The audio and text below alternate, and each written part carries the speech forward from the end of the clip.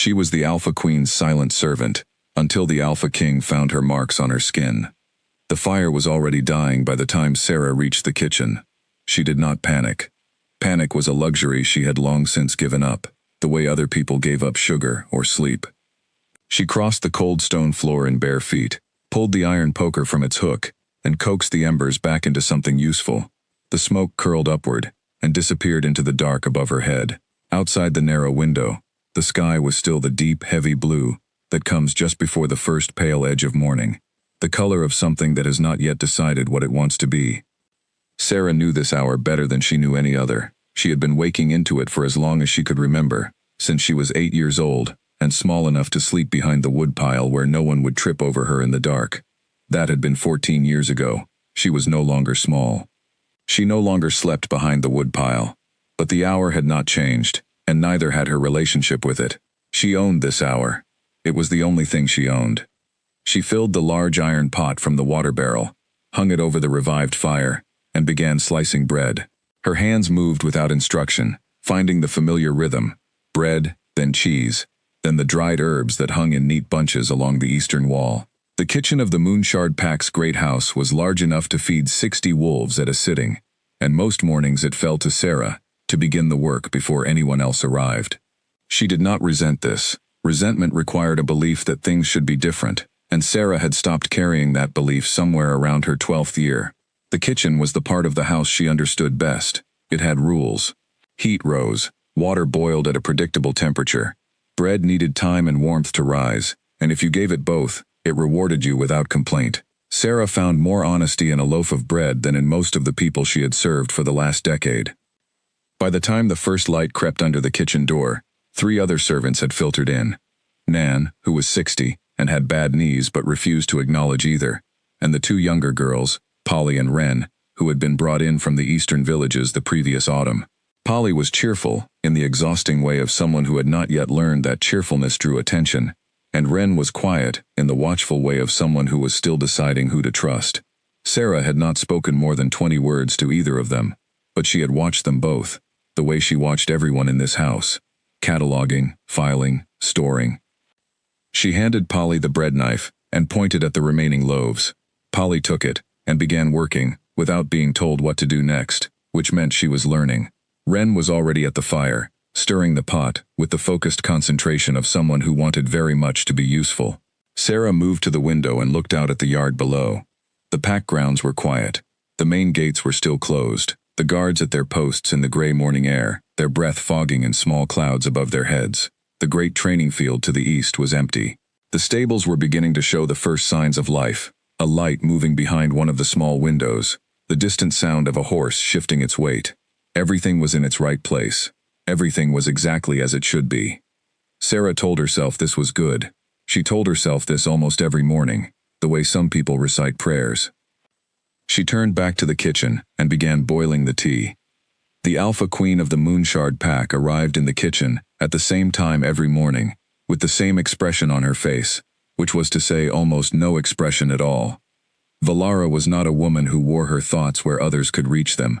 She was tall, dark-haired, and somewhere in her mid-30s, though she carried herself as though she had been alive considerably longer. She had governed the Moonshard Pack for 8 years, and she had never, in all that time, made a decision that anyone could call reckless or foolish. She was the most controlled person Sarah had ever been near, and Sarah had been near her every single day for 10 years. Valara walked to the head of the long kitchen table, sat, and looked at Sarah. Sarah placed the tea in front of her without being asked. This was not remarkable. It happened every day. What was remarkable was what came after.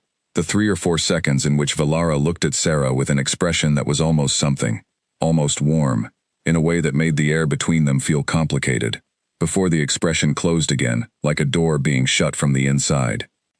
"Good morning," Valara said. "Good morning," Sarah answered. And that was the whole of it. That was the whole of most of their mornings. The Queen would sit and take her tea and read through the papers her beta left beside her place at the table every night, and Sarah would move around the kitchen making sure everything was in order, and the silence between them would stretch out long, and full of all the things that were never said. Other servants thought Sarah was the Queen's favorite. This was the word they used, favorite. with the particular tone people use when they are saying one thing and meaning another. Nan had used it once, in the year Sarah turned 18, in a conversation she was not meant to overhear. Polly used her eyes for the same purpose, watching Sarah the way one watches a puzzle they are not sure they are allowed to touch. Sarah had stopped trying to explain. There was nothing to explain that would have made sense to anyone outside the shape of her specific life, and she had learned that the attempt to explain yourself to people who had already decided what you were was a waste of breath that could be spent on more useful things, like keeping the fire alive and the bread from burning. What the other servants saw was proximity. Sarah was always nearby. She knew the Queen's schedule better than the Queen's own beta. She moved through the great house with a kind of quiet authority that no one had granted her, that she had simply grown into over a decade of necessary competence. She was the one who noticed when the lamp oil in the Queen's study was running low. She was the one who remembered that Valara could not sleep if the window was open when the south wind was blowing. She was the one who, without ever being instructed to do so, made sure that when the Queen sat down at the end of a long day, whatever she needed was already there. What no one saw was the cost of this. The cost was invisible, the way all the most expensive things are invisible. It lived inside Sarah's chest, a careful, continuous act of compression, like holding a breath that you had started holding so long ago that breathing freely had become an abstraction. She moved through this house as if she belonged to it. She did not belong to it. She had never belonged anywhere, and the only honest thing she had was the knowledge that she knew this about herself clearly, without self-pity, the way you know the weather. The morning continued in its usual way. The great house began to wake. Boots sounded on the floors above. The beta, a broad-shouldered man named Cole, came through the kitchen with a stack of papers and the distracted expression of someone already several hours into their working day. He nodded at Sarah. She nodded back. He poured himself tea from the pot she had prepared, drank half of it standing, and was gone before the cup had finished cooling. The pack's senior warriors came next, filling the long table in the main hall with noise and appetite. Sarah and the others carried trays through. Polly spilled a cup of water near the end of the table, and turned so red that even her ears flushed, and one of the warriors laughed, not cruelly, just easily, in the way of someone who was comfortable enough in the world to find small disasters funny. Sarah cleaned up the water with a cloth and said nothing, and Polly mouthed a thank you that was nearly silent. By mid-morning the house had settled into its working rhythm, and Sarah had moved from the kitchen to the upper corridors, where she was responsible for the eastern rooms. She carried her cleaning supplies in a small wooden box and moved door to door with the efficient quiet she had spent a decade perfecting. She was, in this part of the house, entirely alone. The eastern corridor was the oldest part of the great house. The stones here were darker and thicker than in the newer wings, the windows smaller and set deeper into the walls, and the light that came through them had a different quality, older somehow, as if it had been filtered through more years of weather. Sarah had always felt something in this part of the house that she could not name. Not discomfort, something more like recognition, the way you might recognize a word in a language you once knew and have nearly forgotten. She stopped in front of the last door at the end of the corridor. This room was never opened. It had not been opened in the 10 years she had been in this house. She cleaned around it, as she always did, dusting the frame, running her cloth along the wall on either side, never touching the handle. The wood of the door was old and dark, and at eye level, barely visible unless you were looking for it, there was a mark carved into the grain. She had noticed it on her first day in this house. She had noticed it and said nothing, and continued noticing it for 10 years with the same silence. She turned away and continued down the corridor. At noon, Valara found her in the linen room, where Sarah was refolding a set of heavy curtains that had been taken down for cleaning. The Queen stood in the doorway for a moment before speaking, which was unusual. Valara was not a woman who hesitated in doorways. "The summit has been confirmed," she said. Sarah kept folding. "When?" 3 days from now. The Alpha King will arrive with his escort on the morning of the 4th. The words were perfectly calm. The tone was perfectly even. Sarah had been listening to Valara's voice for 10 years, and she heard something underneath the even tone, the way you hear something underneath ice when you know where to press your ear. "How many rooms should I prepare?" Sarah asked. 12. For the king and his inner circle. A pause. Sarah. Sarah looked up. Valara was watching her with that almost expression, the one that lasted only a few seconds before the door closed again. "I need you close during the summit," she said. Stay in the main house. Do not go to the lower grounds. Sarah said, Of course. It was not the first time the Queen had told her to stay close. It was not the first time she had said it in that way, as though close was a direction and not a position she had always held. Sarah had learned not to ask what this was about. She had learned that asking the questions she most wanted to ask in this house always led to answers that opened more doors than they closed, and she did not have the energy right now for more open doors. She finished folding the curtain, set it on the pile, and picked up the next one. Valara stood in the doorway for another moment. Then she left, and her footsteps faded down the corridor, and Sarah was alone again, with the linen and the afternoon light. She worked until the light changed. By evening, 5 of the 12 rooms had been prepared. Fresh linens, clean floors, the lamps trimmed and filled, the windows checked for drafts. Sarah would finish the remaining 7 tomorrow. She was precise about these things in the way that careful people are precise, the kind of precision that comes not from perfectionism, but from the understanding that small errors have a tendency to find you at the worst possible time. She ate her supper alone in the small room off the kitchen that had always been hers. It was not much of a room. A narrow bed, a wooden chest for her belongings, a hook on the wall for her coat, a window that looked out at the side wall of the stable. But it was hers alone, which was more than she had had for the first several years of her time here.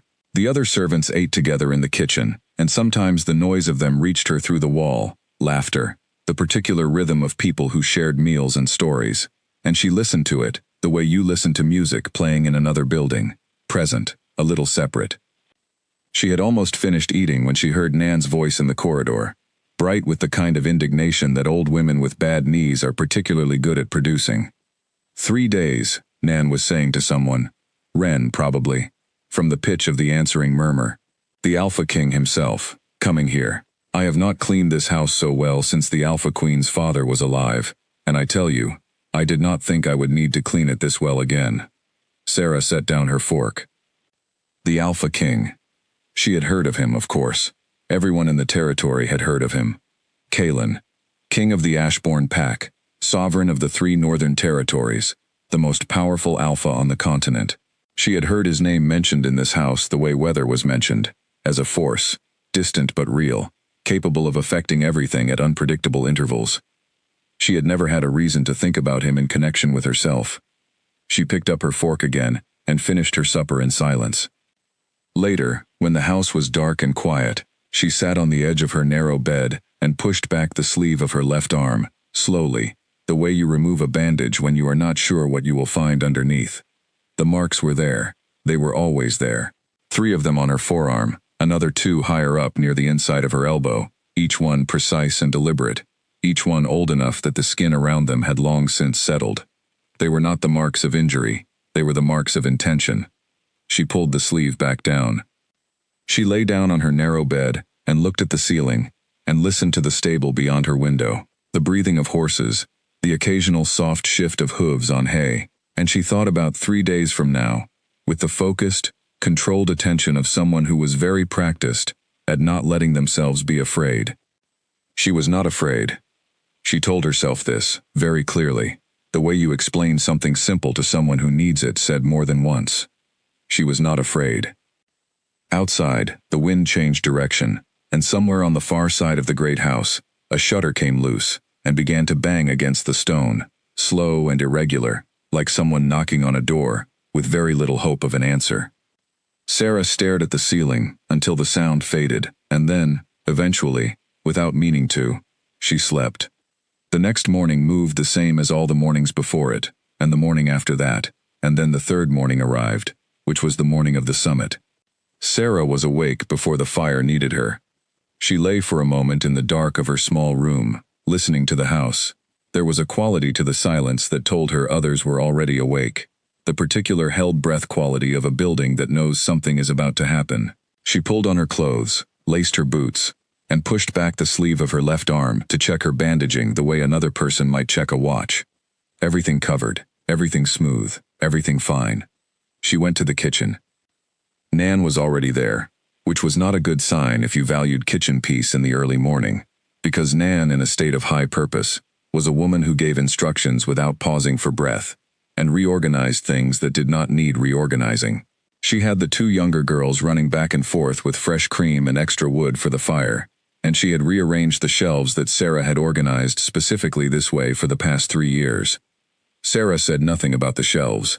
She took her usual position at the main preparation table, which Nan had not touched, because Nan knew, with the instinct of someone who had survived many working kitchens, that some things should not be moved, and began preparing the morning's bread.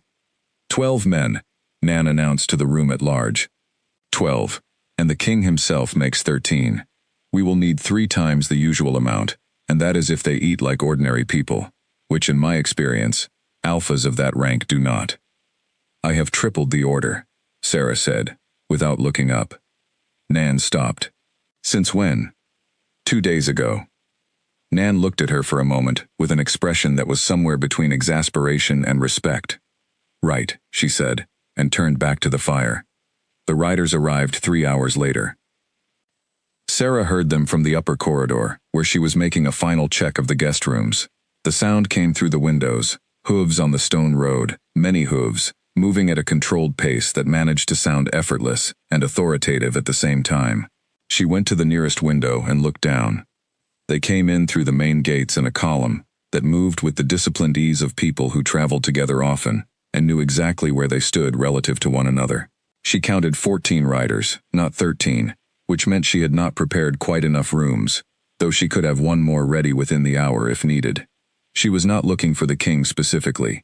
She was making a practical count, but she found him anyway. He was not in the center of the column, where she might have expected him. He was at the front, but slightly to the left, the way someone rides when they want to be able to see what is ahead, without being entirely at the center of attention. He was a big man, she could see this clearly even from the upper window, with a stillness about him that was different from the stillness of the men around him. The others were still in the way of trained warriors, contained and ready. He was still in the way of someone who had simply stopped needing to prove anything. Sarah watched until the column disappeared into the stable yard below, then turned from the window and went back to the last of the guest rooms. She finished making the bed with the same care she gave to every bed, pulling the corners tight, smoothing the surface, setting the small lamp on the table at the correct angle. She had learned years ago that the things you controlled completely were worth controlling completely, because they were so few. The afternoon was arranged around the summit meeting in the Great Hall. Sarah's role in it was the same as her role in most things in this house, to be present enough to be useful, and invisible enough not to be noticed. She carried trays, refilled cups, moved around the edges of the room, while the big table at the center held the Alpha Queen and her senior wolves on one side, and the Alpha King's people on the other. She did not look directly at Kaylin, not at first. She moved from the side table to the main table and back, and she kept her eyes on what she was carrying, which was the safest place to keep them. The meeting ran long into the afternoon. Territorial agreements, water rights on the northern border, the disposition of 3 disputed villages that sat on the line between the 2 packlands. The language of it was careful and formal, the kind of language that had been shaped over centuries to say very precise things in ways that left very little room for misunderstanding, because misunderstanding in these rooms had historically been settled in ways that cost lives. Valara spoke with the same even control she brought to everything. She was very good at this. Sarah had watched her in these kinds of meetings before, and she always had the same thought, that the Alpha Queen was like a river that runs over rocks without appearing to notice them, not because the rocks are not there, but because the river knows exactly where it is going. She was refilling a cup at the far end of the table when she heard the king speak for the first time. His voice was low and unhurried, the kind of voice that comes with knowing that the room will quiet itself for you without your having to ask. He was disagreeing with something Cole had said about the border survey, not aggressively, but with a precision that made it clear he had read every document that had been put in front of him, and several that probably had not been. Sarah refilled the cup and moved back to the side table without looking up. She knew, without understanding exactly how she knew, that he was watching her. She kept her eyes forward. The summit meeting adjourned for the evening at sundown, and the dinner that followed was a long and elaborate affair that required Sarah to move between the kitchen and the hall for the better part of 2 hours. She was in constant motion, which was its own kind of safety. When you were moving, you were always arriving from somewhere. always heading somewhere else, never quite held in any one position long enough for anyone to focus on. She was clearing plates from the far end of the table when she caught a scrap of conversation between two of the king's men, a large man with red hair, named Graham, and a quieter, watchful man, who had been introduced as Kaelin's second, a wolf named Owen. "I cannot get a read on this place," Graham was saying, low, the kind of low that was not meant to carry, but did in certain acoustics. "There's something off." Owen said nothing. "Not off bad," Graham said, "just off. Like there's a door somewhere that everyone pretends isn't there." Owen said, still quiet, "Then stop looking at the door." Sarah took the plates back to the kitchen. She did not think about what Graham had said. She thought, instead, about the order of tasks still remaining for the night: the dishes, the lights in the guest corridor, the fire in the king's room, which she had been told to prepare personally by Valara, in the same tone the queen used when something mattered more than she was saying. The fire in the king's room. She did it last, after the dishes and the lights and the checking of the guest corridor. She carried the kindling and the wood upstairs and let herself into the room quietly, moving quickly, because a servant in someone's private room is always slightly in the wrong, regardless of why they are there, and the way to minimize that is to finish quickly. She had the fire going in less than 4 minutes. She set the remaining wood to the side, adjusted the screen, and stood to go. The door opened. She had heard no footsteps in the corridor, which was the kind of thing she was usually very good at hearing. Kaelin stood in the doorway. He was not in his formal clothes from the summit. He had changed into something simpler, and he looked somehow larger like this, without the structure of formal dress to contain him. He looked at her with the direct, unhurried attention she had noticed earlier, the attention that sat on you without pressure, but also without looking away. "I came for the fire," he said. "It is ready," she said. "I am just leaving." She moved toward the door, which meant moving past him, because the door was where he was. She kept her eyes on the middle distance, and her pace measured, and she was almost past him when she heard him say, very quietly, "What is your name?" She stopped. Not because she had never been asked her name, but because of the way he asked it, not the way you ask a servant's name for the purpose of issuing an instruction, but the way you ask when you actually want to know. "Sarah," she said.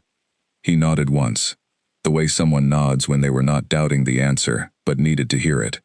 She went out into the corridor and did not look back, and did not let herself think about what it meant that the Alpha King knew her name now, and had asked for it himself, which had never happened once in 10 years in this house. She walked back down the corridor in the dark. The house was quiet around her. Through the stone walls she could feel the distant vibration of the world at night. Wind, forest, the far-off sound of something moving in the trees beyond the pack grounds. The land was alive in the dark in ways it never was in daylight. She had always felt it, the heartbeat of the territory, humming underneath everything. She reached her small room and sat on the edge of her bed. She pushed back her sleeve. She looked at the marks for a long time, the way you look at something you cannot change and are not sure you would change if you could. Then she pulled her sleeve back down, lay back, and stared at the ceiling in the dark. The summit was 2 more days. 2 more days was a very specific amount of time. It was long enough for things to change and short enough that you might convince yourself they would not. Sarah had learned, over the course of a life lived mostly in other people's spaces, that the only reliable response to a specific amount of time was to move through it one task at a time, keeping your eyes on what was directly in front of you and trusting your feet to know the ground. She would move through these 2 days the same way. She was good at that. She closed her eyes, and for a while the wind was the only thing she heard, and then even that faded, and she let herself be quiet in the way the night was quiet, and she did not think about the Alpha King, or what was behind the door at the end of the eastern corridor, or why the Alpha Queen had told her to stay close. She just breathed. And eventually, as it always did, the dark shifted by the thinnest possible margin, and another morning began to take shape outside her window, and Sarah was already awake to meet it. There are things you learn about a person without them ever telling you anything. You learn them from the small gaps, the seconds between a question and an answer, the direction of someone's eyes when they think no one is watching, the way a body holds tension in exactly the place it is trying not to show. Sarah had spent 10 years learning Valara this way. And something, in the first full day of the summit, had changed. She could not have said what, exactly. The Queen's schedule was the same. Her voice in the meeting hall was exactly as controlled as it always was. She ate at the correct time, read her papers at the correct time, retired at the correct time. On the surface, everything was fine. But Sarah had not survived this long by watching surfaces. Valara's left hand, the one she kept below the table during the summit meeting, was closed in a loose fist from 10 in the morning until the midday break. She did not look at the eastern corridor at any point during the day, which was the kind of deliberate not looking that is actually a form of looking. At dinner, she drank her water more slowly than usual, which meant she was being careful about something she could not be seen being careful about. Sarah carried this knowledge the way she carried most things, in silence, folded inward, stored. She had 12 tasks before the afternoon summit session. She was in the middle of the 9th when she heard boots behind her in the main corridor. She recognized the weight of them without turning around. Heavy but measured, no hurry in it, no destination urgency. She had heard him once in the corridor the previous evening, and it had registered the way certain sounds register, not because you seek them out, but because your ears, or something below your ears, decide on their own that this sound matters. She kept walking. Sarah. She stopped. She turned around, because there was no good reason not to turn around that would not have been more conspicuous than turning around. Kalen was standing in the corridor 3 feet behind her. In the daylight of the main house, he looked exactly the same as he had the previous night in the firelight, which was to say, like someone who had decided a long time ago what kind of person they were going to be, and had not spent much time second-guessing the decision since. He was looking at her with that direct, unhurried attention, the kind that does not perform itself. "Good morning," she said. "Good morning," he said. "Is there a room in this corridor that is kept locked?" She was very careful in the fraction of a second that followed. "The eastern corridor has one room that is not used," she said. "The lock is old." "What is it used for?" "Storage," she said, which was not entirely a lie, and was not entirely the truth, which put it in the same category as most of what was spoken in this house. Kalen considered this. He did not look as though he believed her, but he also did not look as though he was going to argue the point right now, in this corridor, on the first full day of the summit. "How long have you been here?" he asked. She had been waiting for a version of this question, she realized, without knowing she was waiting for it. 10 years, she said. He nodded again. That same one-nod acknowledgement from the previous night. Then he said, "You moved through that meeting hall yesterday, as if you knew where everyone was going to need something before they needed it." She looked at him. "That is the job," she said. "It is a very specific kind of attention," he said. "Most people are not built for it." She did not know what to do with this, so she said, "Is there something you need, Alpha King? I have tasks before the afternoon session." He said, "No, I am going for a walk." He paused. "The eastern corridor is west of here." She said nothing. He nodded, the way someone nods when they have made a note of something and do not need to say so, and walked past her toward the main entrance. Sarah stood in the corridor for a moment after he was gone. Then she turned and went back to her tasks. She thought about almost nothing for the next 3 hours, which was a skill she had developed with great deliberate care over many years. Thinking about things at the wrong time was a luxury that had specific consequences in her life, and she had long since trained herself to fold thoughts away neatly and take them out only when she was in a position to do something about them. Right now she was not in a position to do anything about anything, so the thoughts went away. She finished her tasks, delivered fresh linens to 2 of the guest rooms, and went to the kitchen for a brief stop before the afternoon session began. Nan was at the fire. Polly and Wren were at the table. The smell of the kitchen was the thing she liked best about this house, the combined warmth of bread and wood smoke, and something herb that Nan always had simmering in the back pot, which gave the whole space a quality of being alive in a way the rest of the house sometimes was not. Wren looked up when Sarah came in, and then looked quickly back down at what she was doing. Polly looked up, and kept looking, with the particular expression of someone who had been waiting for the opportunity to say something. "The king's second," Polly said. "Owen. He asked me this morning who you were." Sarah got a cup of water from the barrel. "What did you tell him?" "That you were the senior house servant." Polly paused. He seemed like he was asking because his alpha wanted to know. Sarah drank her water. He's good looking, Polly added, in the tone of someone who is offering information they believe to be relevant. The king, I mean. Not that I was just observing. You were just observing, Ren said very quietly. I was making an objective assessment, Polly said with dignity.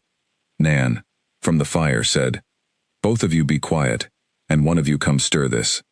Sarah set down her cup and went back to the corridor. The afternoon summit session ran the same as the previous one. Measured, formal, the slow, careful work of two powerful packs, trying to find the exact language that would make them feel equally safe with whatever they agreed to. Sarah moved around the edges of it with the same practiced invisibility, and for most of the session she was, as she intended, not looked at.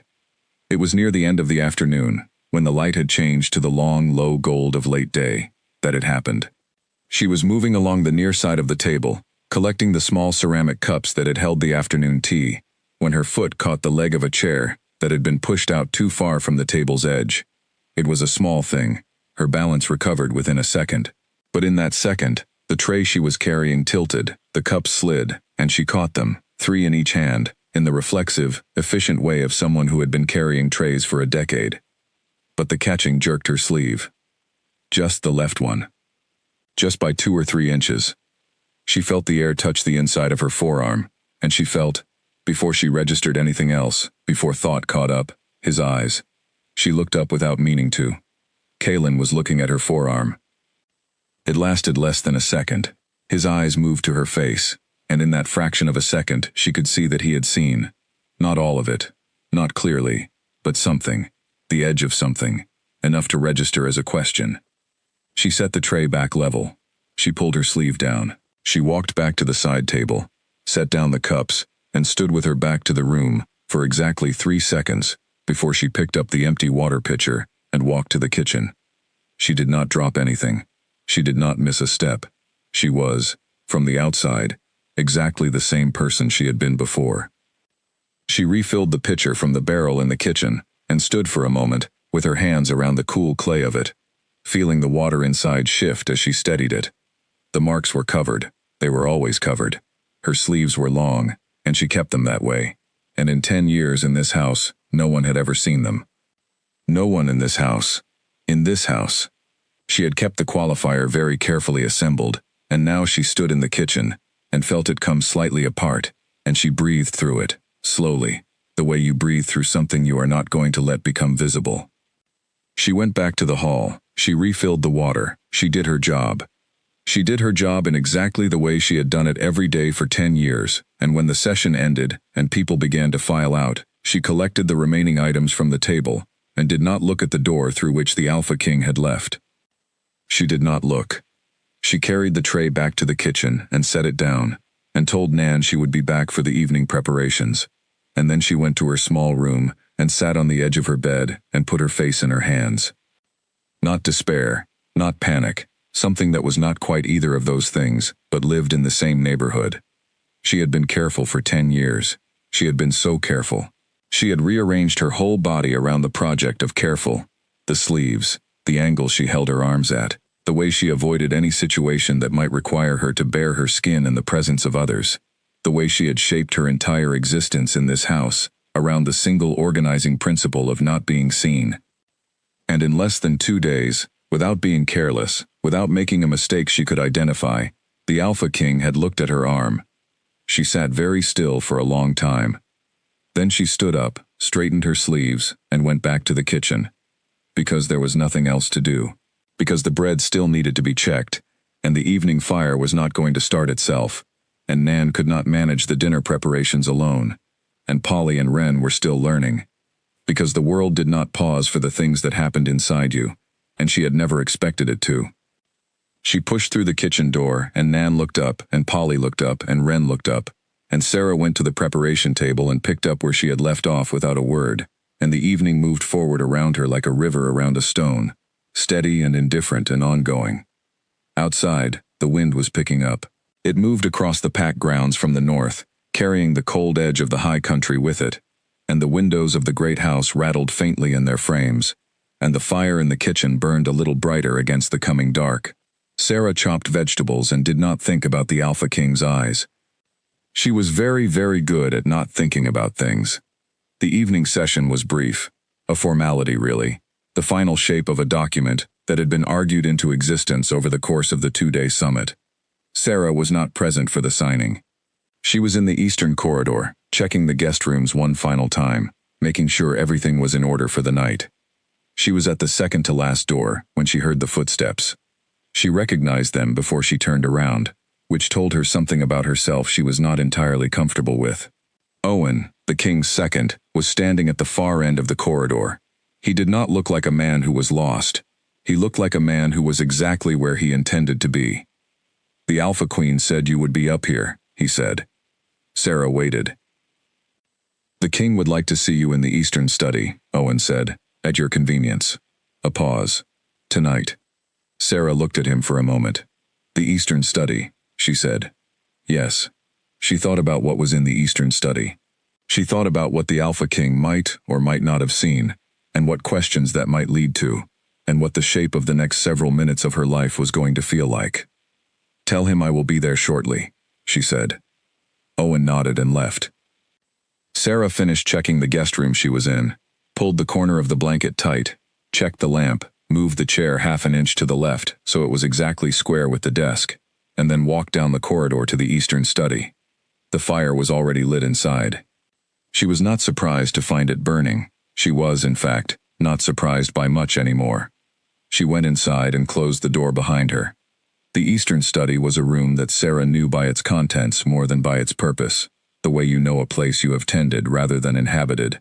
She had dusted its shelves, trimmed its lamps, swept its floor, all without ever sitting in it, all while keeping her movements efficient and her eyes on her work. The shelves held books, mostly old ones, their spines soft with handling. A desk stood near the window. 2 chairs sat in front of the fire. Kalen was standing near the window when she came in. He turned, and she saw him take in the fact that she had closed the door, which most servants would have left open. She had closed it because an open door was an invitation for passing ears, and she was not in the habit of inviting things she could avoid. He gestured toward one of the chairs. She sat. He remained standing for a moment, which was interesting.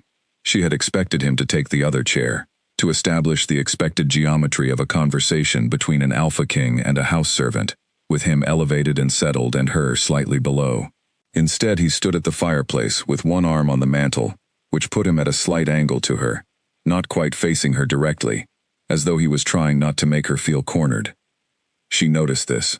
She stored it. "I want to ask you something," he said, "and I want you to know that you do not have to answer." She looked at him steadily. "Then ask," she said. "What I saw this afternoon," he said, "on your arm. Those marks. Have you had them long?" She held the silence for exactly the right amount of time, not long enough to seem evasive, not short enough to seem unguarded. "All my life," she said. Something shifted in his expression. Not pity. She would have left the room if it had been pity. It was something more careful than that. Something that looked, if she was reading it correctly, like someone who has just confirmed a suspicion they were not sure they wanted confirmed. "Do you know what they are?" he asked. And here was the place where 10 years of practiced silence had left her, standing at the edge of the only honest answer she had, looking at it the way you look at a step you are not sure will hold your weight. "No," she said. Which was true, in the specific way that some truths are true. He nodded slowly. He moved from the fireplace and sat in the other chair then, and now they were level, which she had not expected either. "I have seen markings like them once," he said. "In a text, a very old text, from the Northern Archives. They are associated with a specific bloodline, one that was considered—" He paused, choosing the word with the care of someone who knows that words are not neutral. "Significant." Sarah listened to the fire. "The Moonshard Pack's history states that this bloodline died out," he continued. 40 years ago. A fire. No survivors." She looked at the fire. "That is what the history states," she said. "Yes," he said. "That is what the history states." They sat with that for a moment, the two of them, the fire between them, the house quiet around them. "Why are you telling me this?" she asked. He looked at her. "Because someone should have told you a long time ago," he said, "and it is apparent that they did not." She felt something move through her chest. not emotion, or not only emotion, but something more structural, something that had been weight-bearing for a very long time, and had just been asked to put down a small part of its load, which is sometimes harder than picking things up. She did not look away from the fire. "I need to think," she said. "Of course," he said. She stood. He stood as well, which was the kind of gesture that cost someone like him nothing, and still somehow landed with weight. "Sarah," he said, as she moved toward the door. She stopped but did not turn. "You are not required to stay silent about what you are," he said. "Whatever you have been told, or whatever you have concluded, that is not a requirement." She put her hand on the door. "Good night, Alpha King," she said. And she went out into the corridor, and she walked, not quickly, not slowly, back toward her small room at the end of the house, and she did not let herself feel the full weight of any of what had just been said, until she had the door closed behind her. Then she sat down on the edge of her bed, and she pressed her palms flat against her thighs, and she breathed. The marks on her arms were warm. They were sometimes warm. She had never been able to explain this. Not that she had ever tried to explain it to anyone, and she had grown so used to it over the years that it had become simply a fact of her body, like her height or the color of her eyes. But tonight the warmth was different, more present, more insistent. She pressed her palms harder against her thighs and breathed through it. Outside her window, the night was deep, and the stable was quiet, and the wind had dropped to almost nothing. The pack grounds lay still under a sky thick with stars, and somewhere beyond the tree line, something howled once, low and long, and then was silent. She thought about what Kaylin had said. Not required to stay silent about what you are. She had been silent about what she was, for as long as she could remember. She had been silent in this house, in the 2 houses before this one, in the cold years before the houses, when she had been very young and very alone, and learning that silence was the form of currency that cost the least to produce and was most consistently accepted. She was not sure she knew how to spend anything else.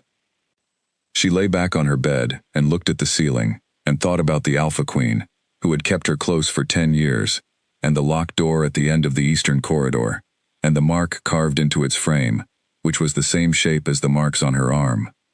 She thought about what it meant that Valara had kept all of this exactly here, exactly close, for exactly 10 years.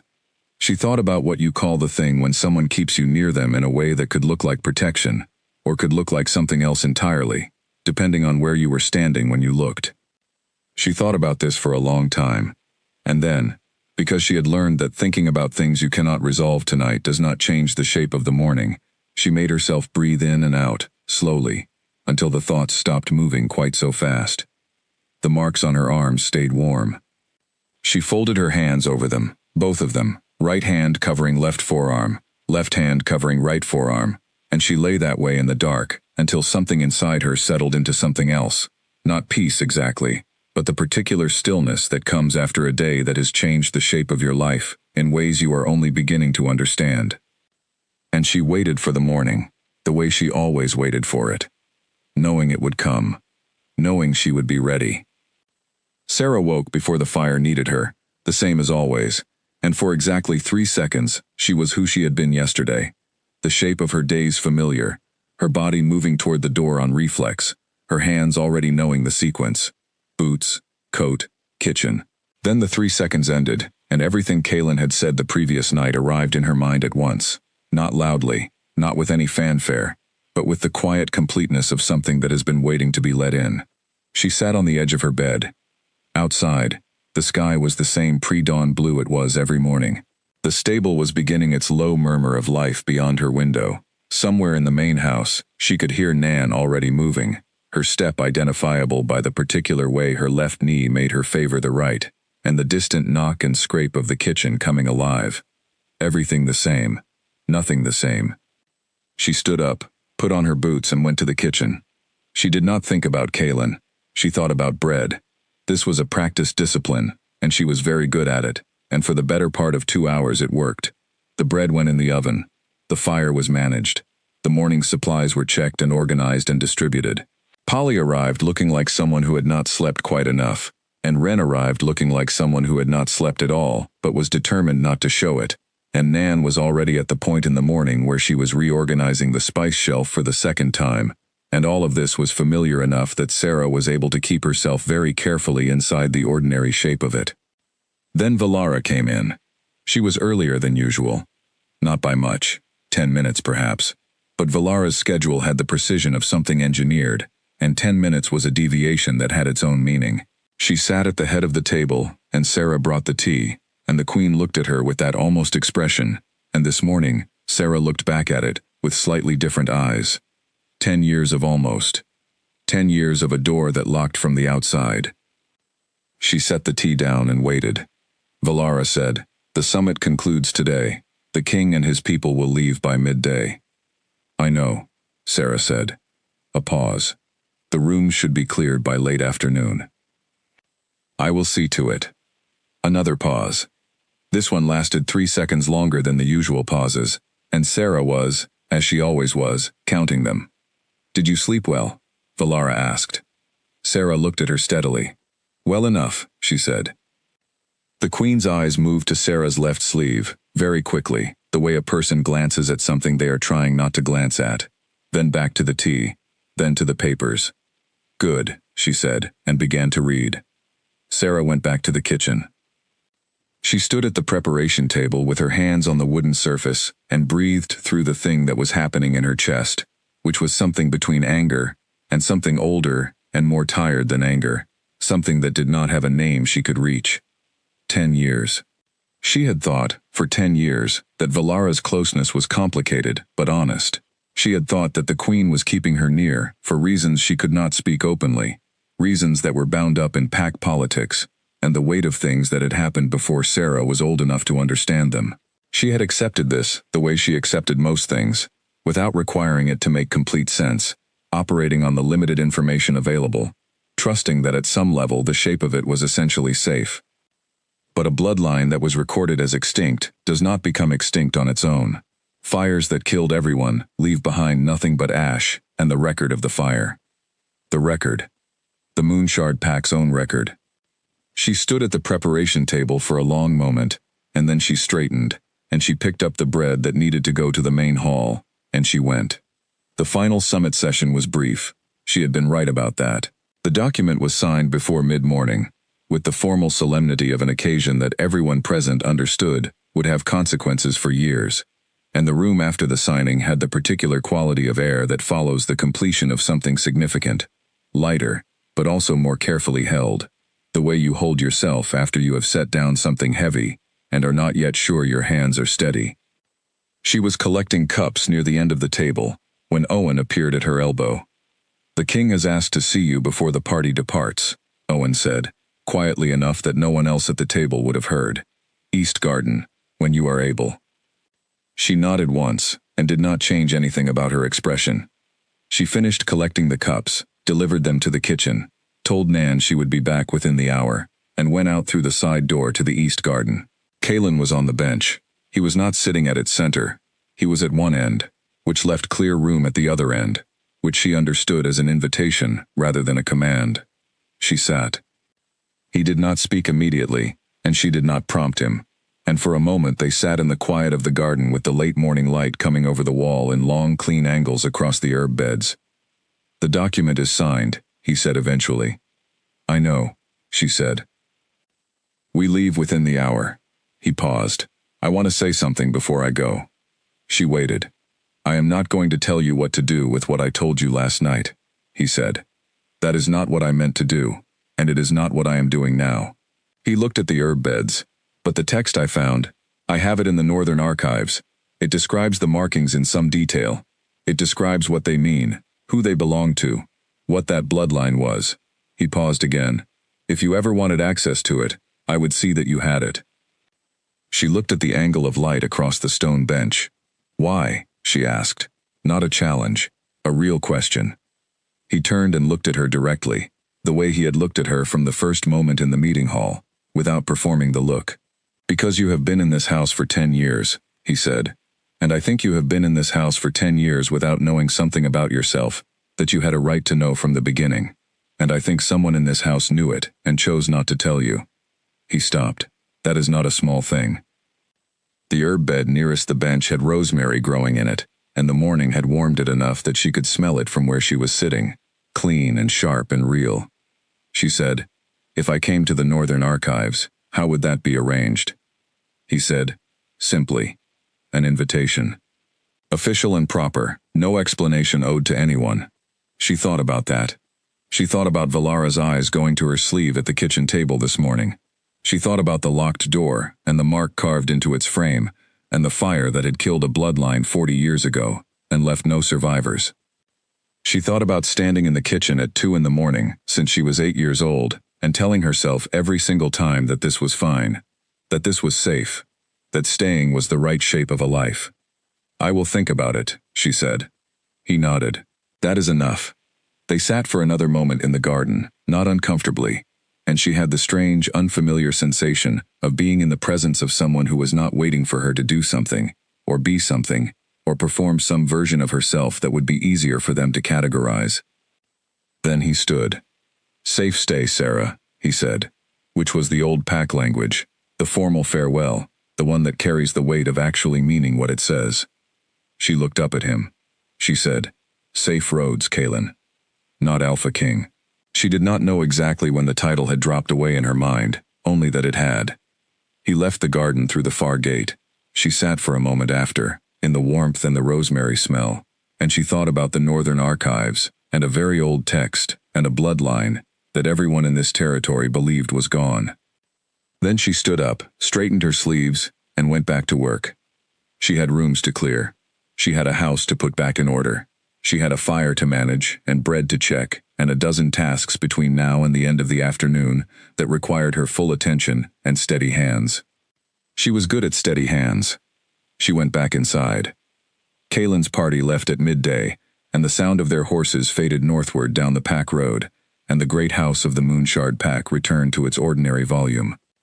It was a notable silence, the one that follows the departure of important people. Not empty. The house was still full. The pack was still present. The usual work was ongoing. But the air held a particular quality, as though something that had been pulling at it for 3 days had released. Sarah moved through the afternoon's tasks with the same efficient quiet she always had, and no one looking at her would have seen anything to distinguish this afternoon from any other. But something had shifted inside her. She carried it the way you carry a new weight that you are still learning the dimensions of, carefully, with attention, not sure yet which muscles to use. Polly and Wren were in the middle of the eastern guest rooms when Sarah came to clear the last two. Polly was talking, the way Polly always talked, filling the air with observation and commentary on the world as she found it, and Wren was listening with the small, measuring attention that was her default mode. He looked at her, Polly was saying, as Sarah came through the door. "I am not imagining it, Wren. Cole saw it too. He mentioned it to Nan, and Nan told me." Wren, who had seen Sarah enter and was making a small, controlled expression that communicated this to Polly, said, "Polly." "What?" Polly turned around and went the color of the curtains. I was talking about the rooms," Sarah said. "Let us finish the rooms." Polly nodded with the speed of someone very eager to assist, and they worked in silence for a few minutes, and then Polly, who had the self-restraint of a very cheerful bird, said, quietly, "Fee did though. Look at you. It was not—" She paused, choosing words with more care than was usual for her. "It was not the way they normally look." Sarah stripped the linens from the bed with practiced efficiency. "The Alpha King looks at a great many things," she said. "He is an Alpha King." "Not like that he doesn't," Polly said, and seemed to realize immediately that she had stepped over some line, because she went quiet and folded the curtains with tremendous focus and said nothing else. Wren caught Sarah's eye, once across the stripped bed. Wren had very old eyes for someone who was not yet 20. Sarah had noticed this from the beginning.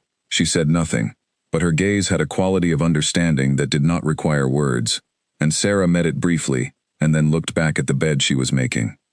They finished the rooms and went back downstairs. The evening was ordinary in the way that evenings after significant events often are, slightly flattened, the house settling back into its routine with the particular relief of something returning to itself. Sarah ate her supper. She sat in her small room. She did not push back her sleeve. She thought about the eastern corridor instead. She had thought about that door 1,000 times over the years. She had stood in front of it hundreds of times with her cleaning cloth and her box of supplies, and her carefully maintained incuriosity, and she had always turned away, because the things you choose not to know are the ones you can claim are not yours to know, and she had been in this house long enough to understand that claiming something was not yours was the safest way to keep it from costing you. But Kaylin had said, a bloodline, and the mark on the door was the same shape as the marks on her arm. She sat with this for a long time, in the way you sit with something when you are deciding whether you are going to keep pretending it is not there. At 10 in the evening, when the house was quiet and the halls were dark, she got up. She took her lamp. She went to the eastern corridor. The house at night had a different personality than the house in daylight. The stone was older in the dark, the corners held more depth. Her lamp made a small moving circle of light that showed her just enough of the corridor ahead to take the next step, and beyond that was dark. She reached the door at the end. She stood in front of it. The mark was at eye level, where it had always been, carved deep into the wood, precise, deliberate, the lines of it clean even after however many years the door had been closed. She raised the lamp and looked at it more carefully than she ever had before, and she saw for the first time what she had not let herself see before. It was not just the same shape as the marks on her arm. It was the same marks, all of them, all 5, arranged in the same pattern, in the same scale, as though whoever had put them on her skin, and whoever had put them on this door, had been working from the same source. She put her hand on the door handle. The lock gave. She had not touched it in 10 years, had never tested it, had assumed, without examining the assumption, that the lock was real and the door would not open. But the handle turned under her grip, and the door swung inward, on a silence so complete that it could only mean someone had been keeping the hinges oiled. Someone had been keeping this door. She stepped inside. The room was not storage. It was small and stone-walled and very clean, and what it held was a single low shelf along the far wall, on which stood a wooden box of careful construction, not ornate, not decorated, just well-made and well-kept, the kind of object that has been maintained because someone has found it important to maintain it. Beside the box, a folded cloth, and laid on top of the cloth, a single piece of paper. She crossed the room. She picked up the paper. It was a letter. The handwriting was old but clear, the pen strokes of someone who had been well taught and had written with precision. It was addressed to no one by name. It began, "If you have found this, it is because I believed you would. Eventually. I am sorry it took this long. I am sorry for many things, but I want you to know the truth, even if I cannot give it to you directly, because I made a promise that I now understand I should not have made." Sarah sat down on the floor of the small room, because there was no chair, and her legs had made the decision for her. She read the letter by lamplight. It was not long. Whoever had written it had been precise, careful with words, conscious of the weight of them, choosing economy over elaboration. It told her 3 things. The first was her name, her real name, which was not Sarah, or was not only Sarah, but was a longer name that carried in it the full title of the bloodline that was not extinct. The second was what the marks on her skin meant. Not decoration, not injury, but a kind of encoding, a marker that served the same purpose as a signature, something that had been placed on her in the first weeks of her life, by people who knew what it was important to preserve. The third was who had written the letter. Valara. Not current Valara. The letter was dated 31 years ago. Valara had been very young, barely older than Sarah was now, when she wrote it. The letter described a promise, made under duress, to a man Sarah did not recognize by name, but recognized by the title, the previous Alpha King. A man who had reason to want the bloodline gone. A man who had arranged for the fire. Sarah sat on the floor of the small room and read the letter twice. The lamp burned steadily beside her. She did not feel what she had expected to feel. She had anticipated something dramatic, rage, or grief, or the particular collapse that comes when a story you have told yourself for a long time is revealed as wrong. What she felt was quieter than any of those things. It was the feeling of a piece of ground becoming solid under your foot when you were not sure you trusted it to hold. She knew. She finally knew. She folded the letter with care. She looked at the box. She did not open it tonight. There would be time to open it, but not tonight, not while she was still sitting on the floor in the small hours of the morning putting pieces of herself back together in a new order. She stood up. She took the letter with her. She went back down the corridor to her small room, and she sat on the edge of her bed, and she held the letter in both hands, and she thought about Valara, who had put that letter in that room, and then spent 31 years keeping the door oiled and the lock ready, and Sarah close enough to find it, eventually, on her own terms, without ever being forced to it. Not a lock from the outside. Something else, something more complicated. She thought about what Kaelin had said, that someone in this house had known and chosen not to tell her. He was right.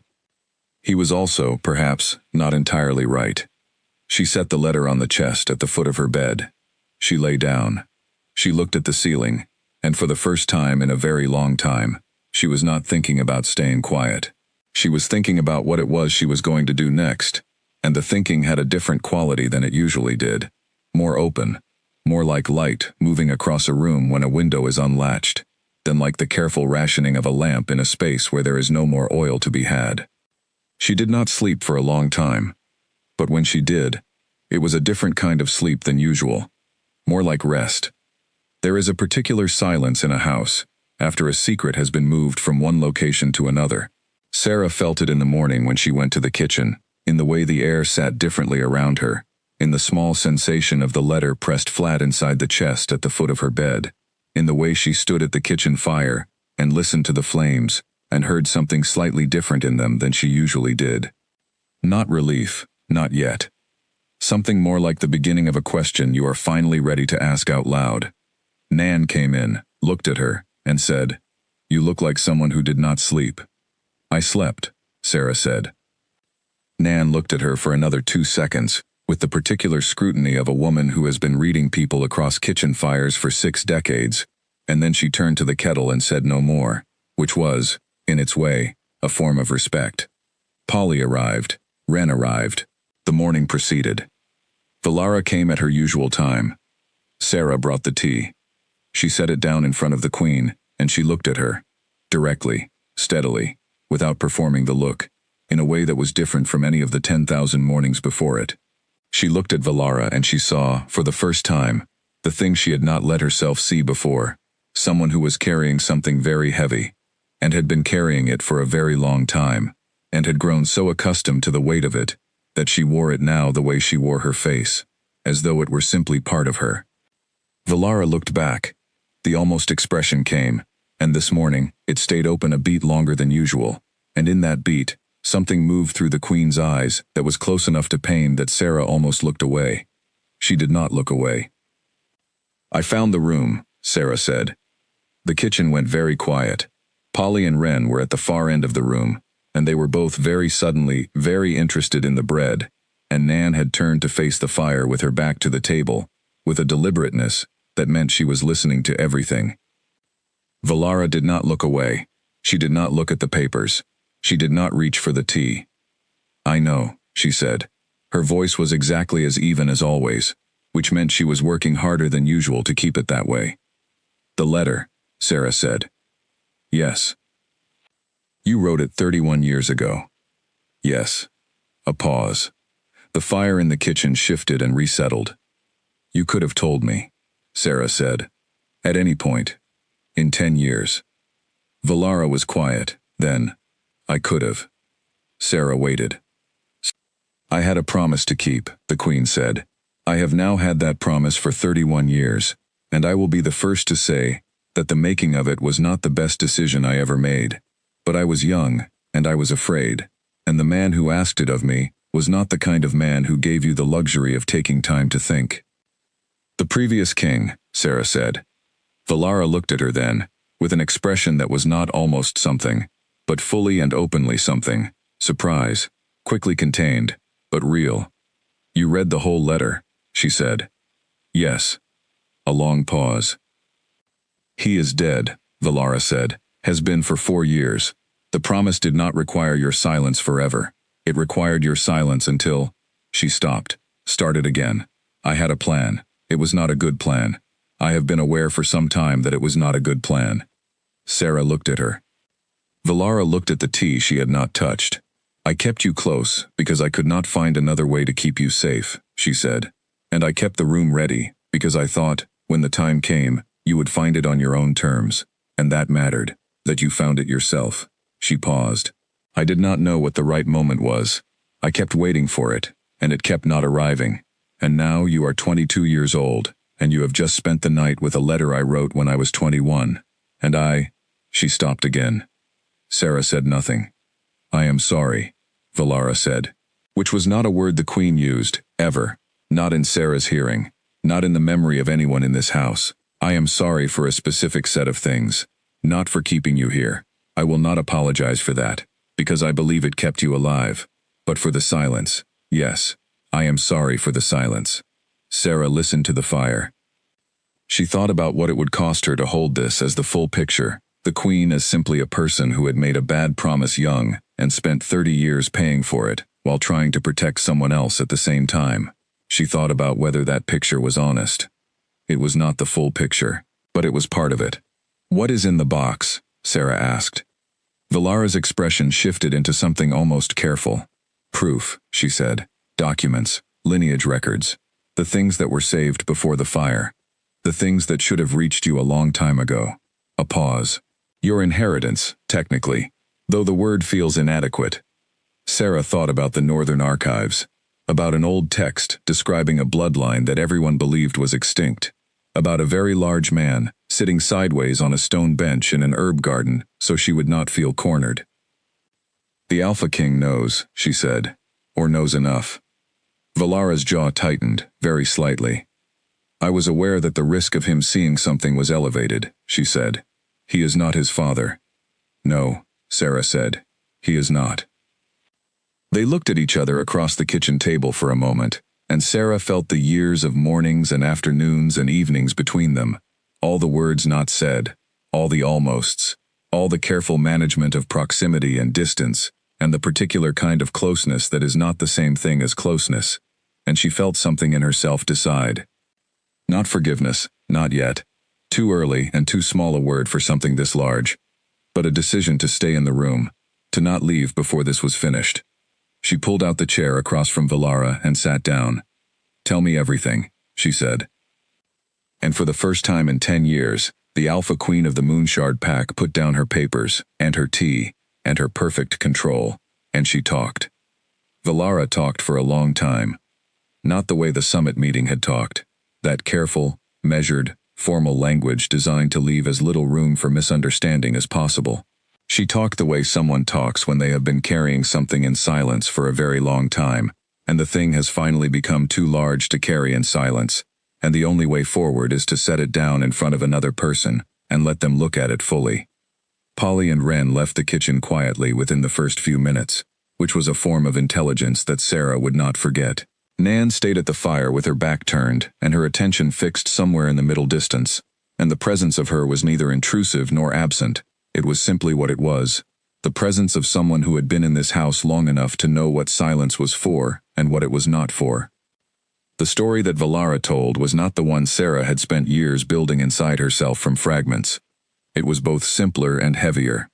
There had been a family, a real one, not a rumor, not a record, an actual family, a mother and a father, and a child barely old enough to walk. The bloodline was old, and its significance was the kind of significance that makes powerful people nervous, because it meant a claim on territory that predated the current order of things by several generations. The previous Alpha King had been a man who did not tolerate claims that predated him. He had dealt with them the way such men deal with things that threaten their certainty, systematically, and with the kind of patience that is the most frightening kind. The fire had been arranged. It was not called arranged, in any record. It was a tragedy, in the records, an accident. These things happened. The land was dry, the season had been long, the building had been old, the family died. Except the child had not been in the building. The child had been brought out beforehand, quietly, by a woman who had been young enough to be reckless, and old enough to understand what she was doing, and frightened enough to make a promise that she should not have made. To the man whose arrangement the fire was, who had found out somehow that there was a child, and had come to her, because she was the one person he believed he could control. The promise was simple. The child would be safe. The child would be kept. The child would be kept silent about what she was, and what she carried in her blood, and what the marks on her skin meant. In exchange, the fire would be the end of it. The man would have what he wanted, the removal of a claim he could not tolerate, and the child would live. Valara had been 21 years old. She had made the promise.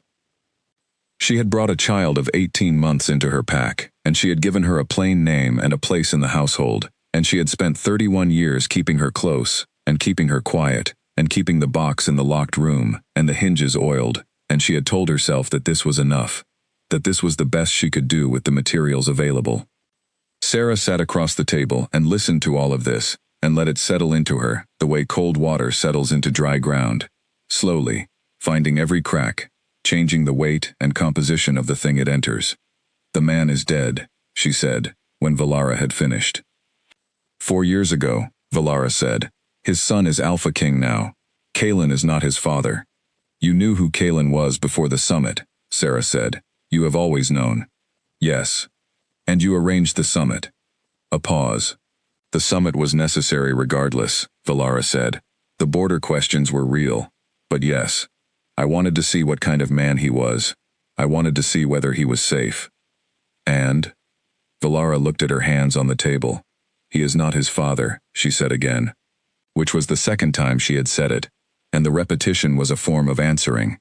Sarah thought about the East Garden, about the angle of the morning light across the herb beds and the stone bench, and the careful way a very large Alpha King had sat at one end and left her room at the other. "He told me about the Northern Archives," she said, "about the text." Valara nodded, unsurprised. "He is thorough. He offered me access to it." A silence. "What did you say?" "That I would think about it." They sat with that for a moment. Then Sarah said, "What is the full name? The one in the letter. My real name." Valara looked at her directly. She said the name slowly, with the care of someone returning a thing that belongs to someone else. It was longer than Sarah. It had a weight in it that Sarah did not have, something old and formal and deeply rooted, the kind of name that comes with a specific place and a specific history. Sarah held it. She said it back, quietly, just once, testing the way it sat in her mouth, in her voice. It felt strange. It felt like trying on a coat that had been made for you before you were old enough to know your own measurements. She thought it might fit, eventually.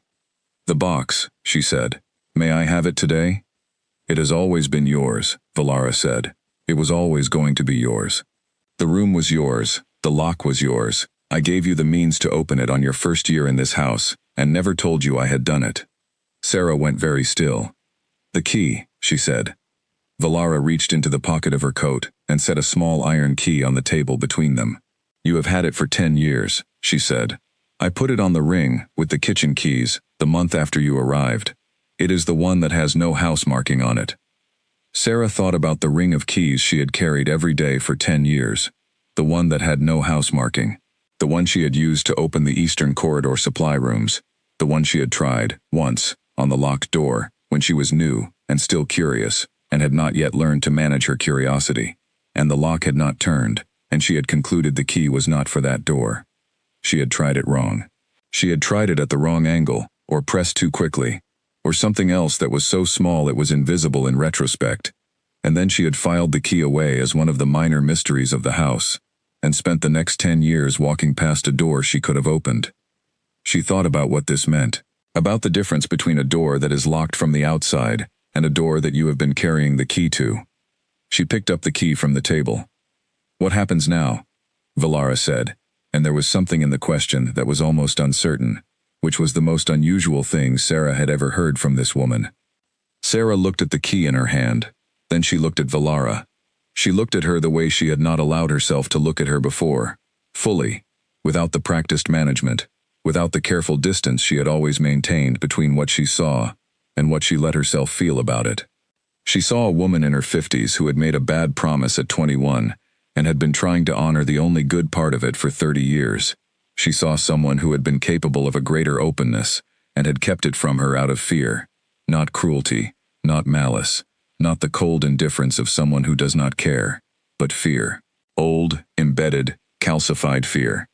She did not decide to forgive her right now. That was too large a thing to decide in a kitchen over tea. But she decided to stay in the room, to not leave. "I am going to open the box," she said. "And then, I am going to read everything in it." And then I am going to take some time to decide what I want to do. Valara nodded. And if what I decide is that I want to go to the Northern Archives, Sarah said, that is my decision to make. The Queen's face did something complicated. She said, yes. That is your decision to make. Sarah stood. She looked down at the key in her hand. She looked at Valara. The hinges, she said. You kept them oiled. Valara looked up. Yes. Every year. For 10 years. Yes. Sarah nodded. Once. Slowly. With the specific kind of nod that is not agreement but acknowledgement. The recognition that a thing is what it is, and that the shape of it is complicated, and that complicated is not the same as wrong. She went to get the box.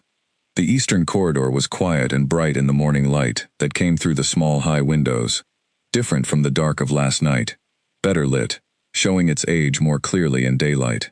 She went to the end of it, and she opened the door, and she went to the shelf, and she lifted the box. It was heavier than she expected.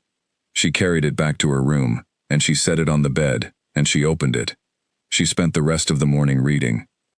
The documents inside the box were 31 years old in some cases, and considerably older in others, and they had been kept with a care that spoke of someone who had understood their importance every single day of the years between their writing and this morning.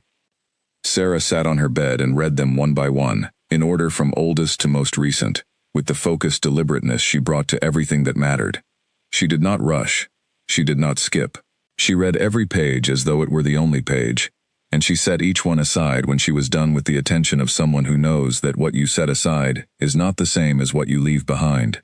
The oldest documents were lineage records. Names, dates, the careful notations of births and marriages and deaths that map the movement of a family through time. The bloodline went back 7 generations, and it had been, in each of those generations, exactly what Kalen's text in the Northern Archives apparently described: significant. Not significant in the vague, decorative way that old families sometimes describe themselves. Significant in the specific, concrete way of a line that had held a particular relationship with the territory, the land itself, the deep earth of it, the way a river holds a relationship with its banks. She did not fully understand what this meant yet. She had the words of it. The meaning would take longer. The more recent documents were different in character, personal rather than formal, the records of specific events rather than lineage. There were letters between her parents and Valara, written before the fire, and they were letters between people who knew each other well, not warmly, exactly, but with the particular mutual respect of people who understand each other's strengths and have negotiated a practical alliance on that basis. Her mother's handwriting was very clear. Her father's was loopier, faster, as though his pen could not quite keep up with his thoughts. She looked at their handwriting for a long time. She had never had a picture of them. She had not known, before this morning, whether there was anything of them left to find. She had a letter from her mother that was not to her. It was to Valara, about a territorial matter, written 3 weeks before the fire. But it was a letter her mother had written, and the pen had been in her mother's hand, and that was something. That was more than she had had when she woke up this morning. She folded the letter back carefully and set it with the others. The last document in the box was a single page in Valara's handwriting, dated 6 months ago. It was not a letter. It was a list, a practical, precise, organized list of the following facts: the location of the Northern Archives where the relevant text was held, the name of the archivist, the formal terms under which access could be requested, the specific claim that Sarah, the real name, the full name, written out in clear handwriting, could make on the Moonshard Pack records, and on the Northern Archive, and on 3 other repositories of historical pack documentation, by right of bloodline. Rights, her rights, as they actually existed, listed in her Alpha Queen's handwriting, prepared 6 months ago. 6 months ago. She set the page down on the bed. She sat very still. Outside her window, the stable was engaged in its midday sounds, horses and water and the ordinary industrious noise of a place that had its own life to get on with regardless of what was happening in the main house. A bird she could not see was saying something loud and insistent from the stable roof. The light coming through the window was the particular bright flat light of a clear autumn midday. She thought about 6 months ago. She thought about Valara sitting at some desk in some evening and writing this list with the precise, careful handwriting she used for everything important, and putting it in the box, and going on with the next day, as though she had not just written down everything she had been withholding for nearly 3 decades. She thought about the oiled hinges. She thought about what it was that kept you close to someone even when the reasons were wrong. Not love, exactly. Something older and stranger than love. The kind of bond that forms between two people who have been the most important presence in each other's world for a very long time, even when the shape of that presence was not right, even when it was built on silence and avoidance, and the management of things that should have been spoken plainly. She did not know what to call it. She knew that she was not going to pretend it was simple. She put the documents back in the box in the order she had taken them out, because the order had meaning, and the meaning should be preserved, and she set the box on the chest beside the letter. She went to the small window and looked out at the stable, and the bird on the roof, and the flat, bright midday light. She thought about the Northern Archives, and a text describing a bloodline that everyone in this territory believed was extinct. She thought about Kalen, not as the Alpha King, not as the son of the man who had arranged the fire, not as any of the formal categories the day had given her for thinking about him. She thought about him as the person who had sat at one end of a stone bench and left her room at the other end, and who had offered her access to something without requiring anything in return, and who had looked at her with the direct, unhurried attention of someone who was in the habit of seeing things as they actually were. She thought, I am going to go to the Northern Archives. She let the thought be there, fully, without pulling it back. She had not made the decision out loud yet. She had not told anyone, had not written anything down. But inside her, it had the weight and solidity of a decision that has already been made, in the part of you that knows things, before the rest of you is ready. She was going. Not because Kalen had offered it and she was grateful. Not because she was running from anything in this house, or from Valara, or from the complicated shape of everything she had read this morning, but because there was a text in an archive that described what she was, and she had a right to read it, and she was done with other people deciding what she was and was not ready to know about herself. She was 22 years old. She had been silent for 10 years. She was going to the Northern Archives, and she was going to read the text, and she was going to come back from it knowing more than she knew now, and then she was going to decide the rest. She went back to the kitchen. Nan was at the fire. Polly and Wren were at the table. The bread was waiting, and the afternoon was waiting, and her specific set of tasks was waiting, and none of this had changed. But she had changed. She went to the preparation table, and put on her apron, and picked up the bread knife, and she felt the ordinary weight of it in her hand. Familiar, specific, the same weight it had always been, and she was glad of it. Glad of the ordinary weight of a real thing that she had held many times, and would hold again, because the specific, and the familiar, and the real were not the things that opposed change. They were the things that made change bearable. You look different, Polly said. Sarah began slicing bread. The bread needs to be started, she said.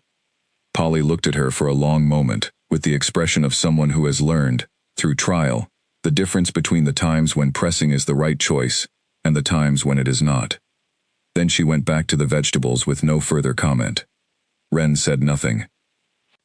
Wren met Sarah's eyes once across the table, and in her expression was the same quality it always had, old and watchful and quietly steady, and Sarah looked back at her, and felt, briefly and unexpectedly, the warmth of someone else knowing something without being told it. Then she looked back at the bread. And the afternoon came, and the fire burned, and the bread rose in the oven exactly as it always did, and Sarah moved through the kitchen, and the corridors and the rooms of the great house, with the practiced ease of someone who knew every inch of this place, every corner and stair and threshold, every draught and warm spot and shadow. She moved through it as she always had. She moved through it differently than she ever had before. Both of these things were true. Both of these things could be true.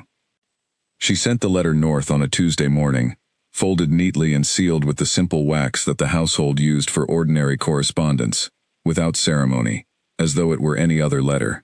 She gave it to Cole, the beta, without explanation, and Cole, who had been in this household long enough to recognize the particular quality of things that were not his to ask about, took it without asking. It was addressed to the Alpha King of the Ashbourne Pack, in the Northern Territories, at the seat of his pack. It said, in full, I accept your offer. If the invitation remains open, I would be grateful for the access you described. I can travel at 2 weeks' notice. I will need 1 week at the archives. Tell me what is required, and I will arrange accordingly. Sarah. She had written it 3 times. The first version was longer. The second was shorter. The third was this one, which was exactly as long as it needed to be. She stood at the window in the eastern corridor after Cole left, and she watched the courier's horse pick up speed through the main gate, and she felt the letter go with a sensation that was physical. Something leaving her chest. Something clearing. Not relief exactly. More like the feeling of having put a foot on a step and finding it solid. She had not told Valara. She would. She would tell her before she left, and the conversation would be what it would be. But she had wanted to send the letter first, before she told anyone, because the act of sending it was hers alone, and she needed it to have been hers alone before it became something else, something shared, something discussed, something that existed in other people's frames. She went back to her tasks. The reply came in 9 days. She was in the kitchen when Cole came through the door with the letter, and his eyes found her across the room, with the particular directness of someone delivering something specific to someone specific. He handed it to her and left, and Polly and Ren both became intensely interested in what they were doing, which was the kitchen's version of giving someone privacy. She opened it at the preparation table.